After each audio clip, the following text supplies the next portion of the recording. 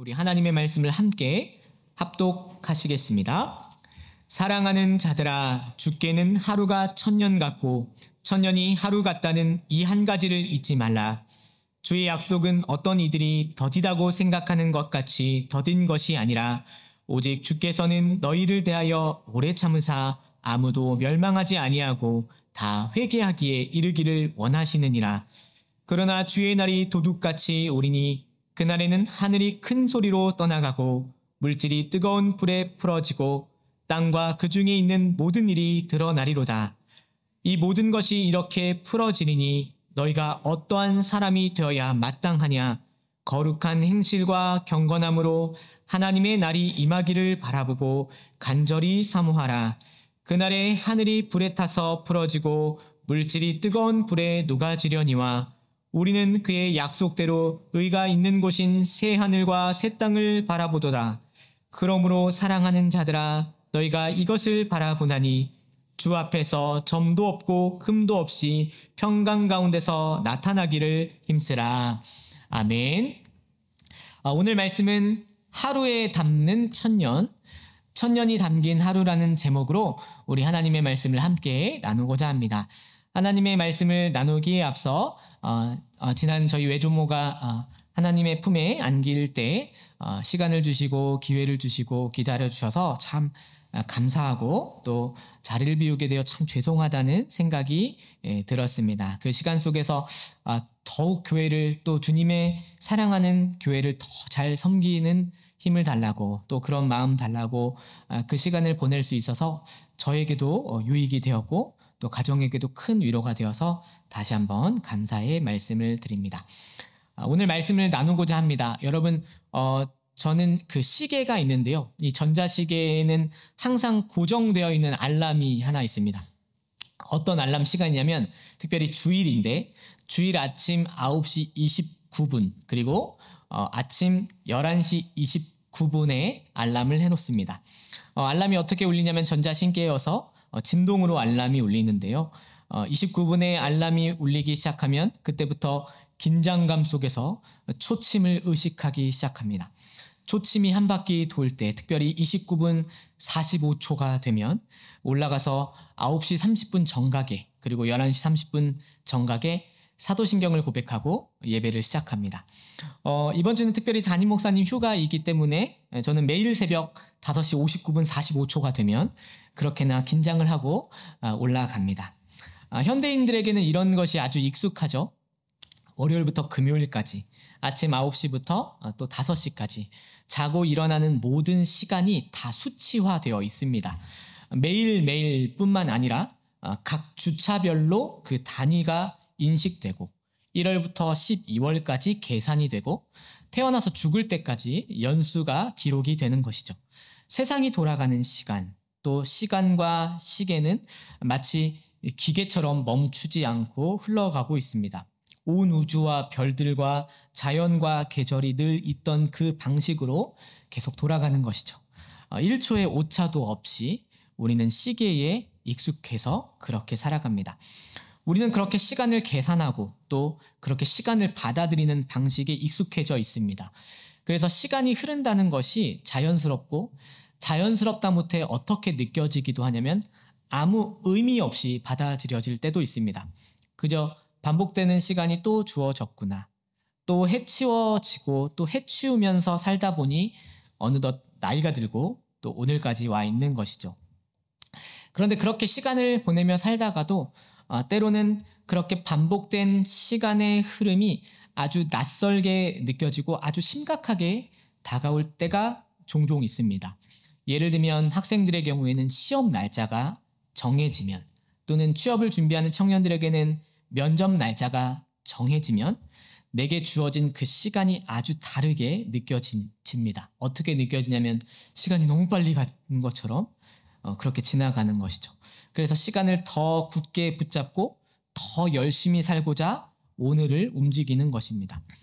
또 어떻게 시간이 낯설게 느껴지기도 하냐면 정말 보고 싶지만 결국은 누군가를 떠나보냈던 기일이 다가올 때에도 세상이 아주 달라 보이게 됩니다.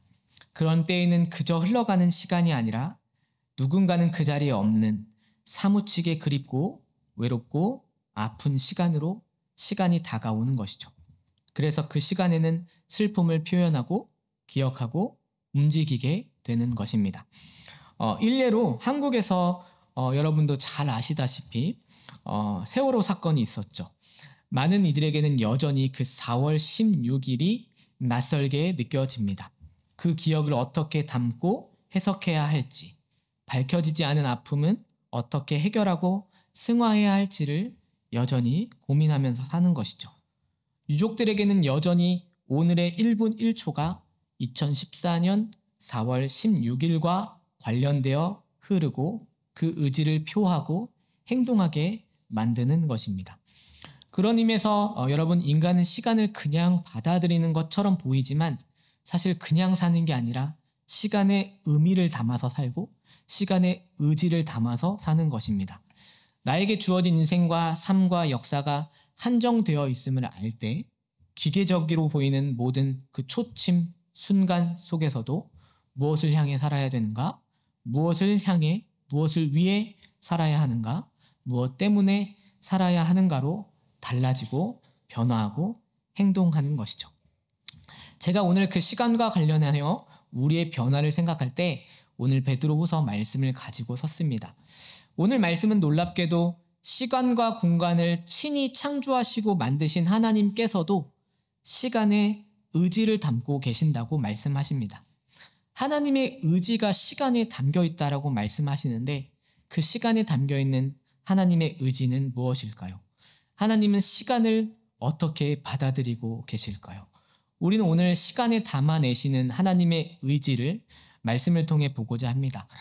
부디 바라기는 하나님의 의지와 뜻을 오늘 말씀에서 저와 여러분이 찾으시거든 그 의지와 뜻이 오늘 저와 여러분의 시간을 바꾸고 또 삶을 변화시키시기를 기도합니다.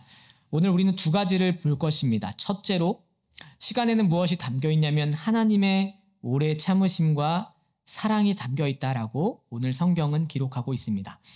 베드로 사도는 8절에서 이렇게 말씀을 시작하고 있는데요. 사랑하는 자들아, 주께는 하루가 1000년 같고 1000년이 하루 같다는 이 한 가지를 잊지 말라라고 이야기합니다.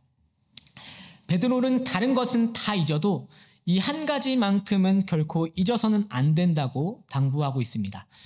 거짓 교사들이 이 베드로 사도가 베드로후서를 기록할 때 거짓 교사들이 아주 횡행하였었는데요. 특별히 어떤 거짓 교사들이 있었냐면 우주나 역사에 어떤 의지도 담겨 있지 않는다고 말을 하는, 그래서 어떤 의지나 뜻도 없기 때문에 그냥 시간은 기계적으로 흘러가는 것이기 때문에 거짓 교사들은 어떻게 가르치기도 했냐면 우리 마음대로 자유롭게 때로는 정욕으로 무질서로 하고 싶은 대로 살아도 된다고 가르치는 그런 거짓 교사들이 있었습니다. 어차피 세상과 우주는 끝이 보이지 않기 때문에 매일 똑같은 시간의 흐름일 뿐이라고, 재림은 그저 더디게 오는 것일 뿐이라고 거짓 교사들은 가르쳤습니다. 거의 그 생각은 무신론에 가까운 영지주의인데요. 그들은 우리 육체의 삶을 마음대로 살 것을 종용했던 교사들이었습니다. 이것은 사실 거짓 교사의 초대교회에 나타났던 모습들이지만 어떤 의미에서는 현대사회가 시간을 이해하는 방식과 매우 유사하다는 생각이 들었습니다. 어차피 시간은 기계적으로 진행되니까 그 시간에는 어떤 신적인 인격이나 의지도 작용하지 않으니까 그 어떤 초월적인 존재도 시대와 역사에 개입하지 못하니까 사람이 중요하다고 생각하는 것, 사람이 계획하는 것, 사람이 자유하게 사는 게 가장 중요하다고 이 시대도 가르치고 있지 않습니까? 무엇이든 해도 되고 무엇이든 이루기만 하면 되고 그렇게 살다 죽는 게 인생이라고 현대사회도 가르치는 것이죠.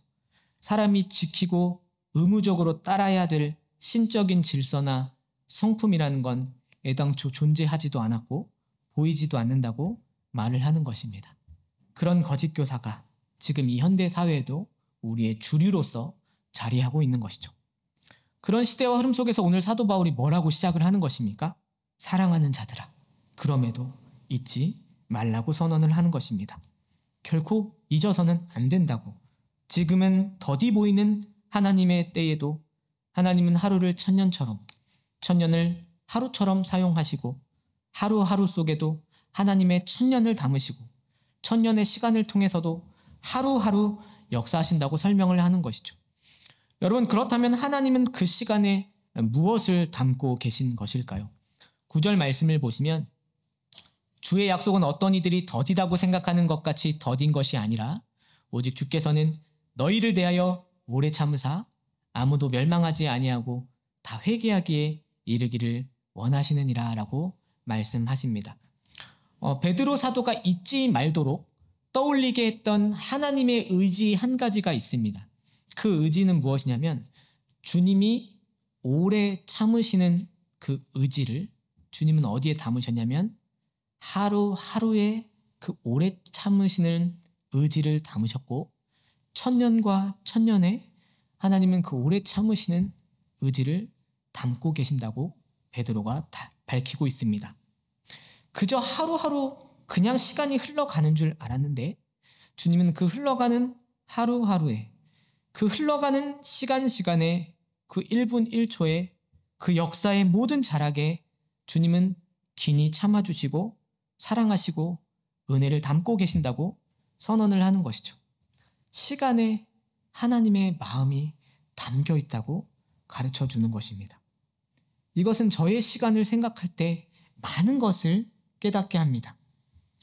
29분 45초가 되어 강대상으로 한 걸음 한 걸음 올라가는 그 1분 1초의 긴장 속에서도 모두가 주님이 없듯이 살아가는 현대인들의 바쁜 스케줄 가운데서도 그리고 오늘 이 자리에서 예배 가운데 주님을 묵상하고 높이는 현장 속에서도 무엇이 담겨 있냐면 하나님의 의지와 마음이 담겨 있다고 설명을 해주는 것이죠. 그 의지와 마음은 무엇입니까? 오래 참으심이고 회개하여 주님과 이제는 깊은 교제를 누리기를 원하시며 기다려주시는 하나님의 마음이 그 1분 1초에 담겨 있다라고 말씀을 하시는 것입니다. 아, 그렇구나. 하나님의 마음은 우리가 회개하여 돌이키길 원하시고 하나님의 마음을 담으시는 그 시간은 그분과의 교제와 연합으로 우리를 이끌기 원하신다는 사실을 생각할 때 이 진리가 제 마음을 깊이 울리게 합니다. 아, 그렇구나. 하나님이 원하시는 것은 그분을 향해서 전 피조세계가 무조건적인 항복이나 복종을 원하시는 것이 아니라 하나님이 원하시는 것은 오래 참으시더라도 먼저 우리를 위해 죽으시고 길을 열어주시고 죄인들이 돌이켜서 그분과 함께 생명을 얻기를 기다리면서 원하시는구나. 그렇게 주님은 당신의 사랑을 참아내심으로 돌이키길 원하심으로 지금도 인내를 베풀고 계시구나를 깨닫게 되는 것이죠. 여러분, 저에게는 아주 예쁜 소중한 딸이 있습니다. 나중에 한번 보시면 아시겠지만 정말 예쁘고 정말 귀엽습니다. 그런데 정말 그렇게 저에게는 참 인내가 부족한데요. 정말 그렇게 인내가 없는 저에게도 이 아이의 삶에 대해서만큼은 신기하게도 인내해냅니다. 그 아이의 잠투정, 책을 읽어달라는 요구, 나가 놀자고 말하는 요청, 배고프다는 소리, 속상해서 우는 모습까지도 다 신기하게도 인내해내는 것이죠. 오히려 저는 어떻게 하냐면 더 잘할 수 있도록 기다려주고 가르쳐주고 많이 안아주고 많이 놀아줍니다. 적어도 저는 이 아이와의 시간에 대해서만큼은 하루도 한 달도 10년도 아깝지가 않은 것이죠. 여러분, 인내에는 오래 참아야 하는 고통이 담깁니다. 그러나 그럼에도 인내에는 사랑이 먼저 담기는 것입니다. 한 아이의 존재에 대해서 긴히 참고 기다릴 수 있는 것은 이 아이가 나의 자녀임을 깊이 인식하기 때문이겠죠. 그가 지금은 무엇을 하는지 알지 못하고 그 아이가 그 판단과 행동이 지금은 심히 미약하다 하더라도 내가 참고 기다릴 수 있는 것은 이 아이를 내가 사랑하기 때문입니다. 하나님께서도 그렇게 우리와의 시간에 주님의 인내를 담아내고 계십니다. 저와 여러분, 우리 안에는 여전히 사랑을 할 만한 증거나 이유나 자격 그 하나도 찾을 수 없음에도 그렇게 못나고 부족한 인생들을 오래 참으심이라는 사랑과 인내와 은혜를 담아서 기다려주시는 것이죠. 때로는 하나님 그렇게 오래 참으시고 사랑하시는 증거가 어딨냐고 물으시는 성도가 있을지도 모르겠습니다. 때로는 너무 괴롭고 힘들어서 나를 홀로 내버려 두시는 것 아니냐고 묻는 이들도 있을 것입니다. 너무 외롭고 고통스러우면 아무것도 보이지 않으니까 그게 그렇게 외로울 수 있겠습니다. 그래서 주님은 항상 성경을 통해서 밝히 보여주시는 것이죠. 로마서 5장 8절 말씀. 우리가 아직 죄인 되었을 때에 그리스도께서 우리를 위하여 죽으심으로 하나님께서 우리에 대한 자기의 사랑을 확증하셨느니라 라고 선언하고 계십니다.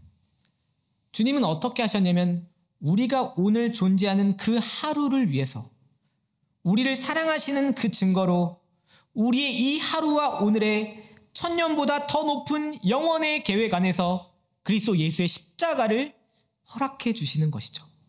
바로 우리에게 아버지 하나님을 만나는 그 하루를 선물로 주시기 위해서 자기의 독생자 예수 그리스도를 우리에게 다 주신 것입니다. 하나님께는 오늘 우리의 하루에 천년의 뜻이 담겨 있는 것이고 천년의 시간을 넘어서 우리에게 하루라는 선물을 허락해 주시는 것입니다. 그러므로 우리는 깨달아야 하는 것입니다. 오늘 우리가 1분 1초를 대할 때마다 우리는 먼저 무엇을 느껴야만 하냐면 그리고 그렇게 흘러가는 시간 안에서 우리는 무엇을 경험하고 기억해야만 하냐면 하나님이 나를 오래 참으시는구나. 1분 1초 가운데 하나님의 사랑이 있구나를 기억해야 되는 것이죠. 여러분 이것을 아는 것, 그런 시간에 하나님의 의지가 있다는 것을 아는 것이 오늘 우리의 삶을 어떻게 변화시킬까요? 우린 두 번째로 무엇을 볼 것이냐면 우리의 시간에 이제는 하나님의 성품과 행실이 담겨야 하는구나를 깨닫게 됩니다. 앞서 보았듯이 시간에는 하나님의 오래 참으심이 담겨 있습니다. 그러나 동시에 그 오래 참으신다는 것은 무엇을 전제하냐면 오래 참으신다는 건 동시에 거룩한 그분의 진노가 도래하는 날이 온다는 걸 같이 전제하고 있습니다. 이 모든 것을 늦추시는 이유는 우리를 구원하시고 회개하여 돌아오길 원하시는 하나님의 사랑과 의지가 담겨 있지만 그 참으심이라는 건 종결되는 진노와 심판의 날이 다가오고 있음을 알려주는 것이죠. 하나님의 오래 참으심과 거룩한 진노가 쏟아질 그날이 점점 다가오는 것, 이 두 가지가 오늘 우리가 시간과 역사를 이해하는 성경이 가르쳐 주시는 진리입니다. 여러분 이 두 가지 관점을 가지고 우리의 시간을 이해할 때 그렇다면 우리는 어떻게 살아야 할까를 질문합니다. 어떻게 살아야 할까? 초대교회는 이것 때문에 많은 이들이 고민을 했습니다. 주의 날이 다가오기 때문에 벌벌 떨면서 두려워하면서 내 일상도 살지 못하는 무리가 있었던 반면에 그런 건 없다고 하면서 세속적 흐름에 몸을 맡기는 사람들이 있었습니다. 그러나 우리는 이것도 아니고 저것도 아닌 성경의 삶으로 우리의 삶을 이해해야만 하는 것이죠. 오늘 본문 10절에서 12절 상반절에는 이렇게 기록되고 있습니다. 그러나 주의 날이 도둑같이 오리니 그날에는 하늘이 큰 소리로 떠나가고 물질이 뜨거운 불에 풀어지고 땅과 그 중에 있는 모든 일이 드러나리로다. 이 모든 것이 이렇게 풀어지리니 너희가 어떠한 사람이 되어야 마땅하냐. 거룩한 행실과 경건함으로 하나님의 날이 임하기를 바라보고 간절히 사모하라 기록하고 계십니다. 사도 바울은 이때를 살아가는 길로 무엇을 지금 제시하고 있냐면 소망 그리고 사모함을 이야기합니다. 두려움이 아니라 소망으로 허황된 그런 붕 떠있는 생각과 관념으로 살 것이 아니라 거룩한 행실과 경건으로 그 하루를 채워가라고 이야기하는 것이죠. 그리스도 예수 안에서 우리가 새로운 피조물이 되었음을 알기 때문에 내게 주어진 1분 그리고 1초까지도 나를 구원하신 하나님의 사랑과 의지로 채워가라고 이야기를 하는 것입니다. 거룩한 행실과 경건함. 여러분, 성경의 이러한 명령과 또 뜻과 진리를 보게 될 때 거룩한 행실과 경건이라는 게 어디에서 드러나야 할 거라시라고 여러분 생각하십니까? 어디서 거룩한 행실과 경건함이 드러나야 될까 고민하지 않으십니까? 저는 그것을 매일매일 고민합니다. 그런데 오늘 성경을 보았더니 그것은 다름 아닌 우리의 경건과 거룩한 행실이 보여져야 될 자리는 바로 오늘 우리에게 주어진 이 하루라는 것을 성경을 보면 볼수록 깨닫게 되는 것이죠. 다른 데 담겨야 되는 것이 아니라 오늘 하루 지금의 그 거룩한 행실과 경건이 담겨야 한다는 것입니다. 하나님의 날과 주의 날을 바라보면서도 오늘 주어진 일상에 그 하루의 소망을 담아 거룩한 행동과 경건으로 살아내는 것이 바로 우리 삶의 변화여야 된다라고 베드로 후서는 말씀하고 있는 것이죠. 여러분, 이 사실을 아는 게 저에게는 아주 큰 충격으로 다가왔고, 이것은 기독교 진리가 우리 삶에 던져주는 아주 충격적인 진리가 됩니다. 성도가 거룩한 삶으로 살아가야 될 자리는, 이것이 중요한데, 우리가 살아내야 될 거룩한 행실과 경건은 엄숙한 사람들이 상주하고 있는 정책 결정의 때만이 아니라 죽느냐 사느냐 기로에 선 위기의 때만 사는 것이 아니라 모두가 주목하는 영예로운 자리에서 그 거룩을 살아내는 것이 아니라 우리가 있어야 되는 거룩한 행실과 경건은 아무도 보지 않는 일상적이고 비천한 오늘 하루, 지금이라는 것을 알게 되는 것이죠.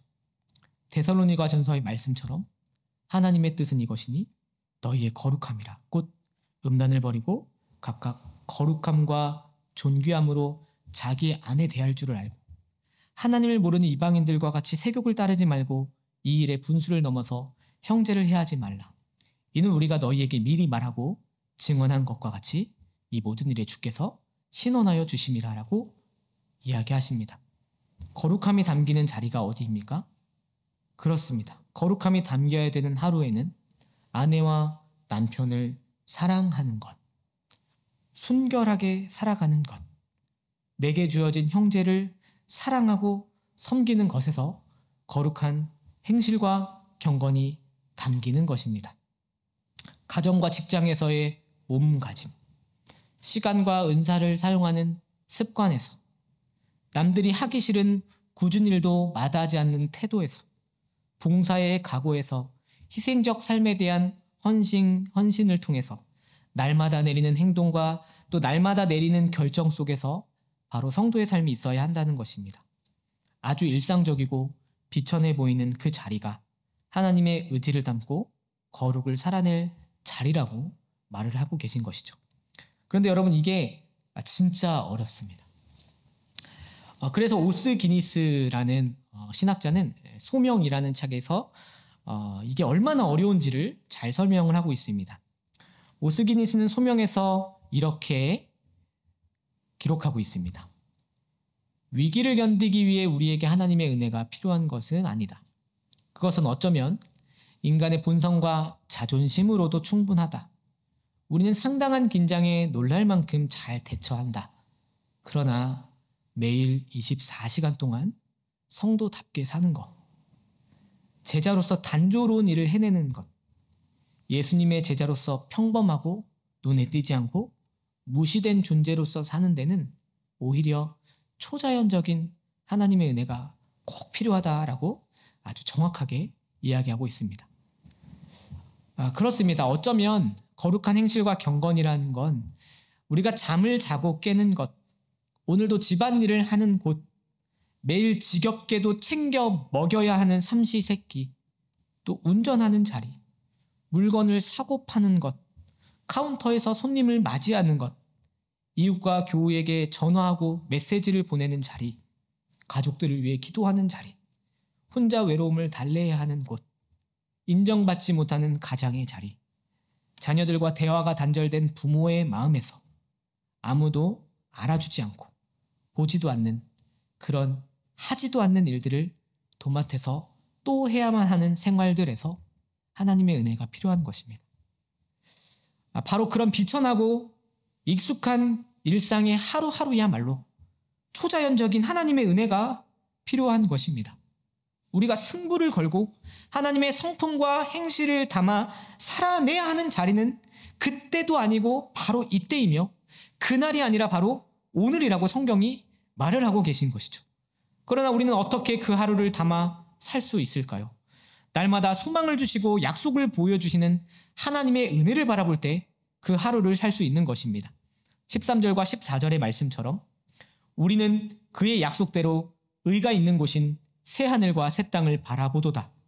그러므로 사랑하는 자들아 너희가 이것을 바라보나니 주 앞에서 점도 없고 흠도 없이 평강 가운데서 나타나기를 힘쓰라. 아멘. 우리는 시간을 이제는 이해하고 살아가는 사람들입니다. 이제 이 시간에 뭐가 담겨 있는지를 깨닫게 되었습니다. 그렇구나. 이 시간에는 하나님의 오래 참으심이 담겨 있구나. 그 1분 1초 속에 우리를 인내하시는 하나님의 사랑과 은혜가 담겨 있구나. 그리고 우리는 시간을 또 어떻게 이해하냐면 그 시간이 흐르고 흘러 오늘 말씀처럼 허락될 새 하늘과 새 땅이 있구나를 아는 자들인 것이죠.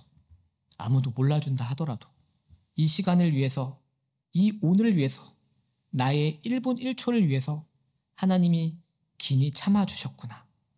아무도 알아주지 않는다 하더라도 나를 위해 하나님은 친히 십자가를 주시고 산소망을 주셨구나 알게 되는 것이죠. 이것이 믿는 자, 성경을 아는 자, 주 예수 그리스도를 담아 살아가는 신자가 가질 수 있는 오늘을 살아가는 능력인 것입니다. 여러분, 이 하루에는 무엇이 담겨 있냐면 하나님의 천년이 담겨 있고 또 하나님은 그 천년으로 우리의 하루를 허락하셨음을 우리는 알기에 믿음으로 하나님의 성품과 행실을 담아 오늘을 또 살아내는 것입니다. 하나님의 의지와 관심은 어디에 있냐면 세상과 인류가 극적으로 바뀌는 데 하나님의 의지나 관심이 있는 것이 아닙니다. 하나님의 의지와 관심은 어디 있냐면 그 1분 1초를 살아가는 택한 백성들이 새 백성으로서 신적인 성품으로 매일매일을 살아나고 또 그렇게 하루하루 그리스도를 닮은 장성한 분량으로 자라가는 것에 하나님의 의지와 관심을 두고 계신 것이죠. 말씀을 맺고자 합니다. 여러분, 매일의 일상이 반복되고 또 지루하다 여기시는 분들이 있을지도 모르겠습니다.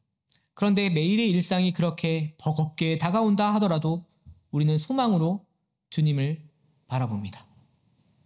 반복되고 평범하고 비참한 또 비천한 우리의 일상을 보면서 세상의 가치와 그 세워지는 바벨탑이 찬란하고 견고해 보이고 왠지 신자와 우리 교회와 우리 교회들의 삶은 초라하고 비천해 보이더라도 모든 것이 재가 되고 해체되어 다 풀어지는 그날에 하나님 앞에 견고하게 남아있는 것은 무엇이냐면 찬송과 기쁨을 돌리는 그리스도 안에서 은혜를 누렸던 신자의 거룩한 행실과 경건만이 경건하게 견고하게 남아있을 것이라고 말씀하십니다.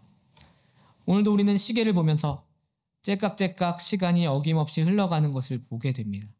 그렇게 하루가 갈 것이고 그렇게 한 주가 지날 것이고 그렇게 1년이 갈 것이고 그렇게 여생이 흘러갈 것입니다. 그런데 우리는 기억해야만 하는 것입니다. 그 모든 시간에 하나님의 오래 참으심과 사랑이 담겨 있구나. 마치 하나님의 의지와 관심은 마치 나와 우리와 교회만 아시는 것처럼 다른 것 다 없어도 바로 내가 돌이키고 장성하길 바라시는 아버지의 마음으로 우리의 시간을 지켜보시고 기다려주시는 것입니다. 그래서 저도 사실은 오늘 말씀을 보면서 주님의 마음을 담아 그 하루에 주님의 마음을 넣어 살고자 다짐하고 믿는 것이죠. 하루에 1000년 이상의 역사와 사랑을 담고 하나님이 이루어내신 그 1000년을 오늘 하루 우리를 만나시기 위해서 기꺼이 사용하시는 하나님 앞에서 오늘의 일상과 오늘을 그분 뜻을 위해서 살고자 다짐하게 되는 것입니다. 바로 주님 기뻐하시는 거룩한 행실과 경건을 내 삶에 담아내는 게 사실은 저와 여러분이 이 땅에서 누려야 하는 유일한 낙인 것입니다. 오늘 여러분은 어떤 생애로서 여러분의 시간을 담아내고 계십니까? 무엇이 여러분의 마음을 꿰뚫고 있습니까? 여전히 세상의 인정과 위로를 여러분 마음의 중심에 담고 있습니까? 아니면 하나님의 마음입니까? 아내와 남편을 사랑하는 것, 순결하게 살아가는 것, 내게 주어진 형제를 사랑하는 것, 거기에 거룩한 행실과 경건을 담아 사는 것이고, 가정과 직장에서의 몸가짐, 시간과 은사를 사용하는 습관, 남들 하기 싫은 굳은 일도 마다하지 않는 태도, 봉사의 각오, 희생적 삶에 대한 헌신이 오늘의 일상을 채워야 되고, 잠을 자고 깨는 것, 오늘도 집안일을 하는 것, 매일 즐겁게도 챙겨 먹여야 하는 삼시세끼를 준비하면서 운전하고 물건을 사고팔고 또 카운터에서 손님을 맞이하면서 또 이웃과 교우에게 전화하고 연락하는 모든 자리에서 여러분은 거룩한 경건과 행실을 담아 살아야만 하는 것입니다. 아무도 하지 않고 알아주지도 않는 일을 도맡아서 또 해야만 하는 생활 속에서도 시간에 담긴 하나님의 의지와 마음을 담아 살 수 있다면 우리는 오늘 이 하루에 1000년을 살 수 있는 은혜와 소망과 은혜로 오늘을 견디고 살아갈 수 있는 것이죠. 바로 그런 하루가 여러분의 하루가 되기를 주님의 이름으로 축복합니다. 약속대로 그 삶을 모든 걸음 속에서 하나님은 초자연적 은혜를 부어주실 것이고 능히 살게 하셔서 그날의 찬송과 영광이 되도록 견고하게 여러분을 이끌어 주실 것입니다. 그 믿음이 저와 여러분의 인생을 붙드는 힘이 되기를 주님의 이름으로 간절히 축원합니다.